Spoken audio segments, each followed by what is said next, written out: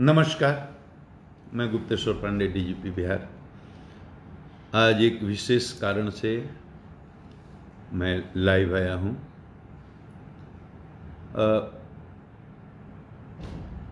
गोपालगंज में एक triple murder case हुआ है, जिसको लेकर सोशल मीडिया में बहुत तरह की अफवाहें चल रही हैं। ज़्यादा लोग जो पूरी तरह से घटना को नहीं जानते हैं, वो गलत तरह की अफवाहों के चलने के कारण गलत परसेप्शन भी बना लेते हैं और उस परसेप्शन के आधार पर टिप्पणी भी करने लगते हैं। कुछ लोग सच्चाई को जानते हुए भी गलत मोटिव से कुछ लिखते हैं, वो अलग बात है। लेकिन ज़्यादा लोग इनोसेंटली, क्योंकि वो नहीं जानते हैं कि सच्चाई क्या है, इसलिए वो अलग तरह से परसेप्शन बना लेते हैं। तो मैं लाइव आया नहीं, मुझे जबरदस्ती बुलाया गया। नहीं तो हर घटना पर, हर मर्डर के केस में या किसी भी केस में डीजीपी को लाइव आने की जरूरत नहीं है। हमारे एडीजी हेडक्वार्टर ही प्रेस कॉन्फ्रेंस करते हैं। मैंने आज तक 1.5 साल में कोई पीसी नहीं की है। एक भी पुलिस मुख्यालय से एडीजी हेडक्वार्टर पुलिस विभाग के प्रवक्ता हैं और हर महत्वपूर्ण घटना पर वो प्रेस कॉन्फ्रेंस करते हैं। मुझे आना पड़ा। सोशल मीडिया पर इतने तरह की खबरें चली कि मुझे जबरदस्ती आना पड़ा ताकि लोगों को मैं बता सकूं कितने बड़े बड़े जनसंहार हुए हैं इस बिहार में, कितनी बड़ी बड़ी घटनाएं हुई हैं। कभी डीजीपी कोई आता है फेसबुक लाइव पर, उसकी जरूरत नहीं। लेकिन ये कांड थोड़ा अलग है। जैसे हत्याएं तो बहुत होती हैं, तो सब हत्या का केस देखने कोई डीजीपी जाता? कोई डीजीपी किसी मर्डर केस, डकैती, कोई केस देखने नहीं जाता। लेकिन मैं गोपालगंज गया। किस लिए गया? कि वो हत्या का जो केस हुआ था वो बहुत महत्वपूर्ण था। 5 बच्चे हैं, 3 मुसलमान के हैं, 2 हिंदू के हैं, 5 माइनर हैं, आपस में खेलते हैं, एक साथ घूमते हैं, बहुत गहरी दोस्ती है, रोज की तरह एक दिन खेलने जाते हैं। 4 बच्चे तो शाम को लौट आते हैं, एक बच्चा नहीं आता है। बच्चे के घर के लोग पूछताछ करते हैं, ये चारों बच्चे झूठ बोलते हैं। कड़ाई से पूछताछ होती है तो सुबह बताते हैं एक बच्चा नदी में डूब गया। आगे आगे आते हैं, पीछे से पूरा गांव आता है, उस पर तो अनुसंधान चल रहा है, डूब गया या डुबाया गया। लड़के के पिता ये प्राथमिकी दर्ज करते हैं कि इसको मार करके डुबा दिया गया और चारों दोस्तों को अभियुक्त बनाते हैं, 2 और को बनाते हैं। अब मार कर डुबा दिया गया या डूब करके मारा। लेकिन कहीं दिल्ली से बैठे बैठे कोई न्यूज चला देता है कि बालक की मस्जिद में बलि दे दी गई। अब इतना बड़ा हंगामा मचता है, ये न्यूज इतनी तेजी से फैलता है कि पूरे गोपालगंज ही में नहीं, गोपालगंज के बाहर आसपास के पड़ोसी राज्यों में और दिल्ली तक बड़े बड़े लोग ट्वीट करने लगते हैं, प्रेस कॉन्फ्रेंस करने लगते हैं और बाहर ये परसेप्शन बनने लगता है गोपालगंज गांव के बाहर कि सही में किसी हिंदू लड़के की मस्जिद में बलि दे दी गई। डीआईजी को भेजता हूं, एसपी को बोलता हूं, वो भी जाते हैं, खंडन करते हैं, प्रेस को बताते हैं कि सांप्रदायिक मामला नहीं है, लेकिन कोई असर नहीं होता। मुझे लगता है कि पूरा बिहार कहीं ऐसा न हो कि फसाद में फंस जाए, मजहबी नफरत की आग में झुलस न जाए, तो मुझे जाना पड़ता है। हर मर्डर केस में मैं थोड़े ही जाता, और मैंने वहां जा करके किस तरह से उस चीज को हैंडल किया।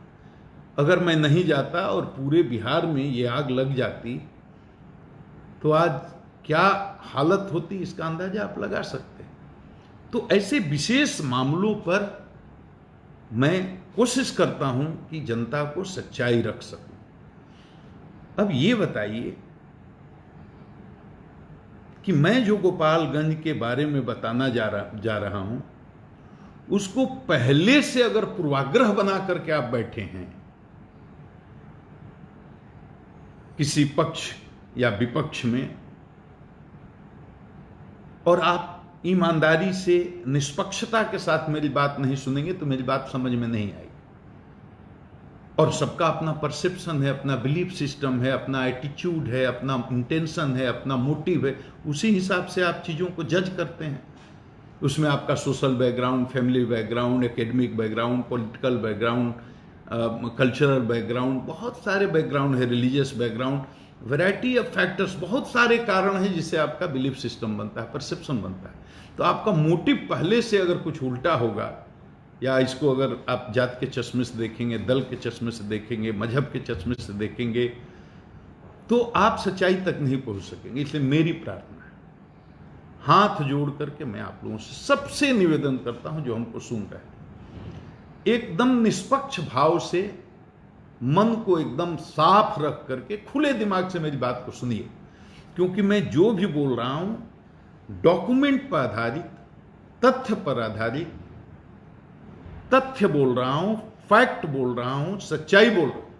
इसमें अपनी बात नहीं बोल रहा हूं। जो केस के बारे में, गोपालगंज में 3 घटनाएं हुई हैं लगातार। इन तीनों को आप समझ लीजिए और तीनों की क्या स्थिति है उसको समझ लीजिए। उसके बाद आप अगर निष्पक्ष हैं तो आपको पूरी तस्वीर क्लियर हो जाएगी। 3/5/20 को एक मारपीट की छोटी घटना होती है जिसमें सतीश पांडे, मुकेश पांडे अपने गांव में किसी भगवान तिवारी को पीटते हैं और उसका एक मुकदमा होता है। उसमें उनका वारंट प्रे हुआ, अरेस्ट भी हो गए, वो तो बात अलग है। मैं हत्या की बात कर रहा हूं। सबसे पहले 9 मई को उचका गांव थाना में बरवा मठ के पास शंभू मिश्रा नामक एक व्यक्ति की हत्या होती है। इस शंभू मिश्रा की हत्या में 6 आदमी को नामजद अभियुक्त बनाया जाता है। इसमें 2 आदमी के विरुद्ध जांच में आरोप के लिए अभी साक्ष्य नहीं आया है। 4 आदमी के विरुद्ध साक्ष्य आया है। तो पहली हत्या, इसमें एक ही आदमी की गिरफ्तारी हुई है, 3 फरार हैं, 2 के खिलाफ साक्ष्य नहीं आया है। ये पहली हत्या है 9 मई को, जिसमें जो सतीश पांडे है उसके किसी नज़दीकी आदमी, जो बहुत दिन से बताया जाता है कि 30 साल से उनके साथ रहते थे, शंभू मिश्रा की हत्या होती है। ये पहली।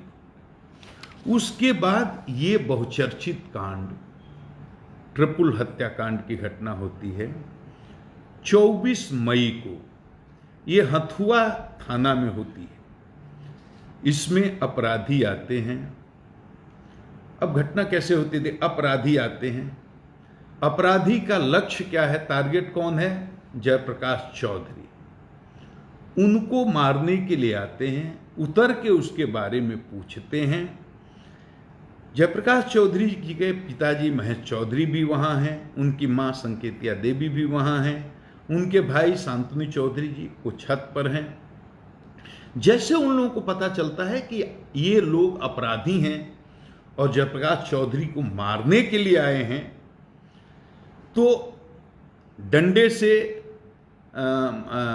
2 लाठी महेश चौधरी मारते हैं एक अपराधी को।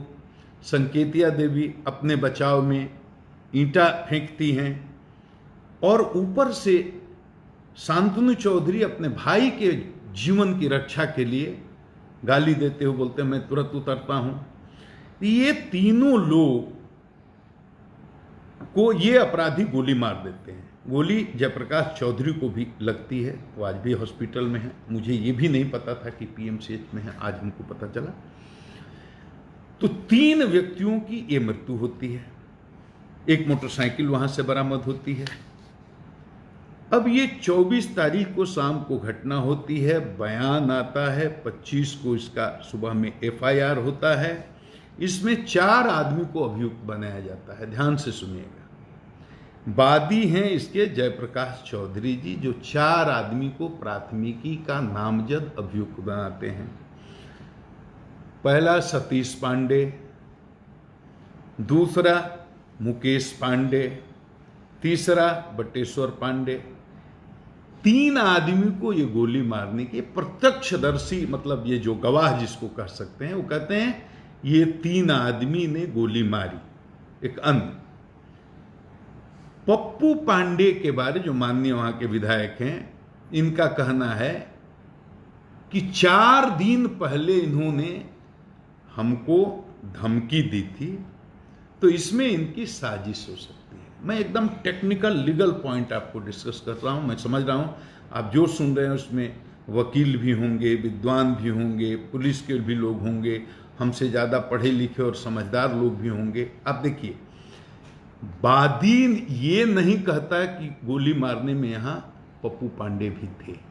वो कहता है लिखित कि 4 दिन पहले हमको एक जगह पर मुकेश पांडे और पप्पू पांडे ने रोक कर हमको धमकी दी। यहां घटना स्थल पर पप्पू पांडे के होने की बात तो वादी भी नहीं करता, साजिश की बात करता है। अब साजिश क्या है? साजिश आपके मन का संदेह भी हो सकता है, मन का विश्वास भी हो सकता है, ये सच भी हो सकता है और ये गलत भी हो सकता है। कानूनी रूप से चार्जशीट करने के लिए साजिश के बिंदु पर अनुसंधान करके साक्ष्य जुटाना पड़ता है और वो एक टाइम टेकिंग प्रोसेस है, उसमें समय लगता है। मेरा इतना ही कहना है। 3 आदमी जिसको वादी ने बताया कि ये गोली मारने में थे, सतीश पांडे, मुकेश पांडे, बटेश्वर पांडे, तीनों गिरफ्तार। FIR होने के साथ, जैसे FIR होता है और हमारे ये जो विक्टिम हैं, पीड़ित हैं, 3 आदमी की अंतिम संस्कार होने के लिए जाता है, चिता में आग लगाई जाती है, पूरी तरह से संस्कार संपन्न भी नहीं होता है, उसके पहले पुलिस मेरे आदेश पर, जैसे मुझे सूचना मिलती है, मैंने कहा तुरंत गिरफ्तारी होनी चाहिए और तुरंत सतीश पांडे की गिरफ्तारी होती है, मुकेश पांडे की गिरफ्तारी होती है, 25 को FIR, 26 को इनकी, और एक जो बचा हुआ बटेश्वर पांडे, उसकी भी आज गिरफ्तारी। तीनों जिसको घटना स्थल पर गोली मारने की बात बताई जाती है, तीनों की गिरफ्तारी हो गई। इसमें नहीं कोई बचा जिसका नाम दिया गया। अब एक चीज, ये एक केस देखिए, ये केस होता है हत्या 24/5/20 को, लेकिन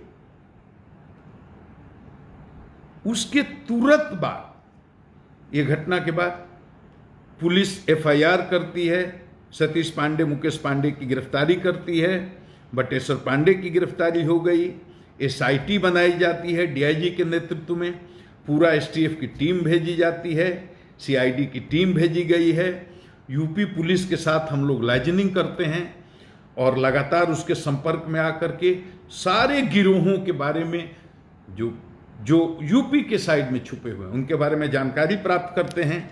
लगातार छापेमारी होती है और गोपालगंज के लोगों को अब पता चलता होगा, वहाँ जो स्थानीय लोग हैं, कि किस तरह से वहाँ जितने भी दुर्दांत अपराधी हैं, चाहे इस गिरोह के चाहे उस गिरोह के, बिना जात, बिना मजहब, बिना दल, बिना संप्रदाय के भेद के किस तरह से दबिश बना करके कार्रवाई पुलिस कर रही है। 1 दर्जन लोग जेल भेजे जा चुके हैं और आगे मैं इतना ही संकेत में बोल सकता हूं, हमें केवल समय दीजिए।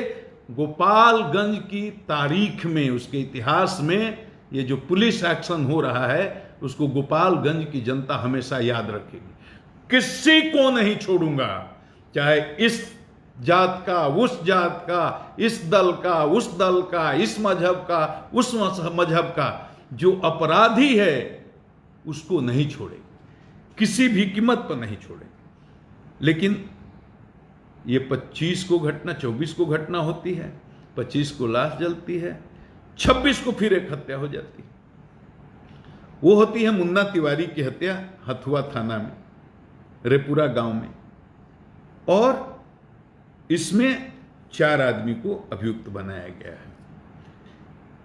4 आदमी को जो अभियुक्त बनाया गया है उसमें से एक जयप्रकाश चौधरी भी हैं, जो वादी हैं। एक दिन पहले जो उनके भाई की, उनके मां की, उनके पिताजी की हत्या हुई, जिसमें साजिशकर्ता के रूप में पप्पू पांडे का नाम है, माननीय विधायक का, उसी तरह से उसके दूसरे दिन यानी 26 को जो सतीश पांडे के आदमी मारे जाते हैं, मुन्ना तिवारी, जो उनके मौसेरे भाई हैं, उसमें साजिशकर्ता के रूप में फिर जयप्रकाश चौधरी का नाम दिया जाता है कि चूंकि इनके माताजी, पिताजी और भाई की हत्या हुई, तो दूसरे दिन प्रतिशोध में इन्होंने सतीश पांडे के मौसेरे भाई मुन्ना तिवारी की हत्या करवा दी। मतलब लगातार देख लीजिए घटना, मतलब मर्डर 5 होते हैं। 2 सतीश पांडे के लोग मारे जाते हैं और 3 दूसरी तरफ मारे जाते हैं। लगातार 9 तारीख को, 24 तारीख को और 26 तारीख को 2 सतीश पांडे के लोग मारे जाते हैं, 3 दूसरी तरफ मारे जाते हैं। अब जो जयप्रकाश चौधरी के माताजी, पिताजी और भाई की हत्या जो हुई है, उसमें पप्पू पांडे साजिशकर्ता के रूप में अभियुक्त बनाए गए, और सतीश पांडे के मौसेरे भाई जो मारे जाते हैं उसमें जयप्रकाश चौधरी साजिशकर्ता के रूप में अभियुक्त बनाए गए। उनको याद रखिए कि गोली भी लगी है, उनका इलाज भी चल रहा है। तो घटनास्थल पर तो ये भी नहीं थे, तो बिना अनुसंधान किए साजिश के बिंदु पर विधायक पप्पू पांडे को जेल भेज दिया जाए, बिना अनुसंधान किए सिर्फ एफआईआर में नाम आने के आधार पर साजिश करने के आरोप में बिना साक्ष्य जुटाए जयप्रकाश चौधरी को भी जेल भेज दिया जाए। ये दोनों बिंदुओं पर अनुसंधान चल रहा है। बाकी ट्रिपल मर्डर केस में गिरफ्तारी के लिए कोई भी बाकी नहीं है। और गोपालगंज से हम हाथ जोड़ करके करबद्ध प्रार्थना कर रहे हैं, आप किसी जाति को हों, किसी दल के हों, किसी मजहब को, अपराध और सच बोलना सीखिए, सच का साथ देना चाहिए। अपराध और अपराध की संस्कृति के खिलाफ मैं आज से नहीं लड़ रहा हूं। मैंने 33 साल की सेवा कंप्लीट की है और हमने अलग अलग मुख्यमंत्री के साथ काम किया है। हमने माननीय लालू प्रसाद यादव भी हमारे मुख्यमंत्री रहे, माननीय श्रीमती राबड़ी देवी भी हमारी मुख्यमंत्री रही, और अब माननीय हमारे नीतीश कुमार मुख्यमंत्री हैं। मैंने व्यक्तिगत रूप से आज तक, मैं विनम्रता के साथ कहता हूं, केस का रिकॉर्ड खत्म नहीं होता, वो आज भी होगा। 10 जिलों में एसपी रहा हूं, 20 जिलों में मैंने डीआईजी के रूप में, आईजी के रूप में सेवा दी है, लगातार फील्ड में रहा हूं।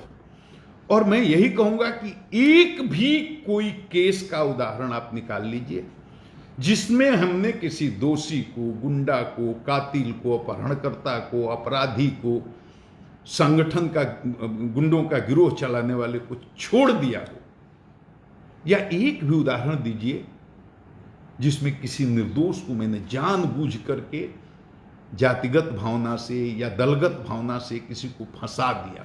एक भी उदाहरण नहीं करने, ऐसी जलीलत वाली नौकरी छोड़ दूंगा मैं। एक भी उदाहरण, किसी अपराधी को, अपहरणकर्ता को, क्रिमिनल को कभी संरक्षण दिया हो, किसी मामले में कभी कोई जात पात के नाम पर मैंने भेदभाव किया हो? मैंने तो 33 साल में अपनी जात का एक आदमी अपने साथ बॉडीगार्ड के रूप में आज तक नहीं रखा। मेरे साथ मुसलमान होते हैं, दलित होते हैं, यादव होते हैं, दूसरी अति पिछड़ा कास्ट। मैं तो ये सब सोचता भी नहीं, लेकिन जिस भाषा में आप समझना चाहते हैं उस भाषा में समझा रहा हूं। जात, दल, मजहब, संप्रदाय के आधार पर कभी भेदभाव मैंने किया? यहां अकलियत समाज के भी लोग बहुत भारी संख्या में बिहार में हैं। मैं चुनौती देता हूं एक एक आदमी को, 33 साल में कहां कहां एसपी रहा हूं, आपको सबको पता है। एक कोई अकलियत का आदमी खड़ा होकर कह दे कि मैंने कभी उसके साथ किसी तरह का भेदभाव, सैकड़ों बार इस सूबे को फसाद से बचाया है मैंने, अपनी जान को जोखिम में डाल करके, और गोपालगंज भी इसीलिए गया था। और ऐसे आदमी का अगर मनोबल तोड़िएगा, हम कैसे काम करें? कभी किसी दल का कोई जनप्रतिनिधि हमसे मिलने आया हो, मैंने उसका स्वागत नहीं किया, मैंने उसकी बात नहीं सुनी हो, मैंने उसका सम्मान नहीं किया हो। किसी जात या किसी दल के नेता के प्रभाव में आकर के किसी साथ मैंने अन्याय किया हो? बिहार में जितने चुनाव हुए सब मैंने कराए हैं, चाहे एसपी के रूप में, चाहे डीआईजी के रूप में, चाहे आईजी के रूप में। एक गांव के स्तर के कार्यकर्ता से लेकर राष्ट्रीय स्तर तक के किसी कार्यकर्ता और किसी राजनेता ने मेरे पर किसी प्रकार का पक्षपात करने का आरोप लगाया हो, किसी को मैंने लाभ पहुंचाने के लिए, किसी को हानि पहुंचाने के लिए कोई काम किया? अब ऐसे आदमी को भी, निष्पक्ष आदमी को भी काम नहीं करने दीजिएगा तो बिहार का क्या होगा? जो फेसबुक पर गालियां लिखते हैं उनको मैं कह रहा हूं, सोचिए, इजात के दायरे से बाहर निकलना होगा। नहीं निकलेंगे तो बिहार का क्या होगा? फिर कोई अच्छा काम क्यों करे? बिहार की जनता इस बात पर यकीन करे कि बिहार पुलिस किसी के प्रभाव में और किसी के दबाव में काम नहीं कर रही है। साजिश का अनुसंधान होता है, साक्ष्य जुटाना पड़ता है। कह रहे हैं जयप्रकाश चौधरी जी, हमको मुकेश पांडे ने, पप्पू पांडे ने एक जगह पर रोक करके और हमको धमकी दी। जिस दिन इस बात का साक्ष्य मिल जाएगा, और साक्ष्य जुटाना तो इलेक्ट्रॉनिक एविडेंस बहुत आसान है, और इसके अलावे भी जो भी साक्ष्य दे सकते हैं दें, निष्पक्ष अनुसंधान होगा। बड़े से बड़े बाहुबली किसी को सरकार ने बचाया क्या? कहां से कहां गए लोग? कोई नहीं बच सकता। लेकिन इसको जात, दल, मजहब के चश्मे से कृपया न देखें। बहुत विनम्र मैं प्रार्थना करना चाहता हूं। सरकार न किसी को बचाती है, न किसी को फंसाती है। हम लोग भी बहुत ईमानदारी से आपकी सेवा कर रहे हैं, लेकिन ऐसे बिना सोचे, बिना जाने, मैंने बता दिया ना, गिरोहों की वर्चस्व, गिरोह मैंने पाला है, गिरोह मैंने पैदा किया है, मैं किसी गिरोह को रखता हूं। डीजीपी, आप सोचिए, 35 साल से नौकरी में हूं ना, एक दिन से थोड़े हो। जहां रहा आम जनता का आशीर्वाद रहा, और मेरी औकात तो बस इतनी ही है, आम जनता का आशीर्वाद। मैं 12 करोड़ की जनता का सेवक, उनके चरणों का धूल हूं, इससे बड़ी औकात मेरी है ही नहीं, बस इतनी ही है मेरी। और कुछ लोग गलत, जैसे संवैधानिक पद पर जो लोग हैं, उनको कुछ लोग गलत सूचना दे करके गुमराह कर देते हैं। मैं उनको दोष नहीं देता, लेकिन उनको गलत सूचना दे करके रमाशय सिंह हत्याकांड, ये राजकुमार हत्याकांड, उपेंद्र सिंह हत्याकांड, अरुण कुमार सिंह हत्याकांड, अनिल तिवारी हत्याकांड, इसमें सब में पप्पू पांडे को नाम लेकर के, अब ये गलत सूचना जो किसी भी संवैधानिक पद पर बैठे हुए जिम्मेदार आदमी को देते हैं, वो उनके शुभचिंतक नहीं है, उनको सत्यापन इसका करना चाहिए। मैं सिर्फ बता दूं, इसमें किसी भी कांड में विधायक पप्पू पांडे नामजद अभियुक्त नहीं है, कहीं से भी एफआईआर में उनका नाम नहीं है।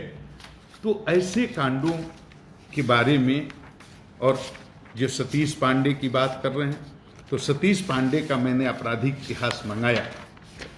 ये वो सतीश पांडे हैं जो 45 केसों में इनका नाम है। अभी ये वांटेड नहीं है किसी केस में, सब में बेल ले लिए, वो अलग बात है, मुकदमे कोर्ट में वो अलग बात है। लेकिन ये सतीश पांडे पर 45 केस हैं, और केस चोरी के हैं, डकैती के हैं, आमसे के हैं, हत्या के हैं, हत्या के प्रयास करने के हैं, अपहरण के हैं। तो सतीश पांडे अपराधी हैं। और जिस दूसरे माननीय की बात कर रहे हैं उनके भी आपराधिक इतिहास है, मुकेश पांडे के भी आपराधिक इतिहास है। तो जो जिसका आपराधिक इतिहास है उसके साथ समझौता करने के बजाय मर जाना पसंद करेगा। अब मेरा क्या है, हम पर भरोसा रखिए और इस बात का भी भरोसा रखिए कि पुलिस किसी के दबाव में नहीं है। सरकार की तरफ से स्पष्ट आदेश है, एक एक आदमी को चुन करके निकालिए जो गुंडों का, क्रिमिनल का और ऐसे अपराधियों का रैकेट चलाता है, चाहे वो किसी जात का हो, किसी मजहब का हो। स्पष्ट खुला हाथ है पुलिस को। हमें काम करने में सहयोग करें। और आज अंत में जनता से मैं यही कहूंगा कि मुझे आपके प्यार की बहुत जरूरत है, आशीर्वाद की बहुत जरूरत है, लेकिन इतना प्यार न करिए कि लोग जलने लगें। मैं आपका सेवक हूं, मुझे आप पर पूरा विश्वास है और मैं बाकी लोगों से कहूंगा, सब लोगों से, कुछ भी लिखने के पहले, कुछ भी बोलने के पहले ये ध्यान में रखिए कि काम करने वाले पदाधिकारियों का अगर मनोबल टूटेगा, ये बिहार के लिए अच्छा नहीं होगा। मेरा आप सबों को प्रणाम।